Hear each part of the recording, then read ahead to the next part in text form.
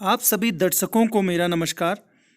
पिछली कुछ कड़ियों में हमने फ्रांस के इतिहास पर प्रकाश डाला, जिनमें फ्रांस की क्रांति के बारे में पढ़ा और इस क्रांति के बाद नेपोलियन बोनापार्ट के बारे में पढ़ा।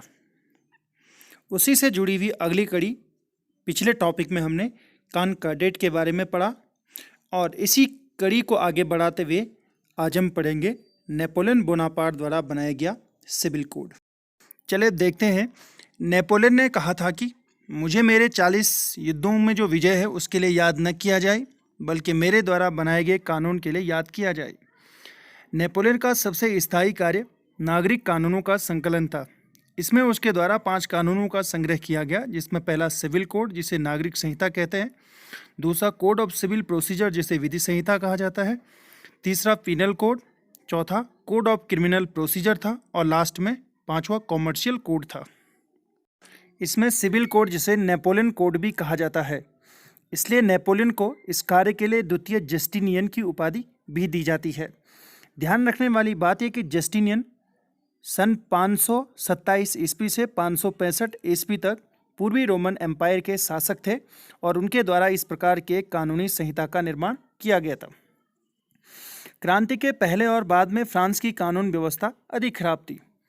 इतनी विधियों का निर्माण किया गया था कि यह जानना मुश्किल था कि क्या कानून है और क्या नहीं है। इस व्यवस्था को समाप्त करने के लिए सन 1800 ईस्वी में प्रमुख अधिवक्ताओं की एक समिति बनाई गई।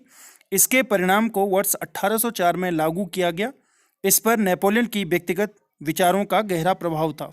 इस संहिता के अनुसार निम्नलिखित कार्य किए गए। पहला, पूंजीवादी अर्थव्यवस्था को मान्यता दी गई। दूसरा, व्यापार ऋण, ठेकेदारी, पट्टेदारी के लिए कानून बनाए गए। तीसरा, ब्याज की दर निश्चित की गई। चौथा, ट्रेड यूनियनों पर प्रतिबंध लगाया गया और अंत में 5वां, फौजदारी और दंड के लिए कानून बनाए गए। अब हम इस संहिता के अंतर्गत सामाजिक कानूनों को देख लेते हैं। पहला, सिविल विवाह और तलाक को स्वीकार किया गया। दूसरा, परिवार में पुरुष का अधिकार दृढ़ किया गया। तीसरा, पत्नी पूर्णतः पति के नियंत्रण में रखी गई। चौथा, विवाह को पवित्र और स्थायी बंधन माना गया। और अंत में 5वां, पारिवारिक संपत्ति में बड़े पुत्र को जो संपत्ति में अधिकार दिया जाता था, उसके कानून को समाप्त करके अब परिवार का स्वामी अपनी संपत्ति किसी भी संतान को दे सकता था।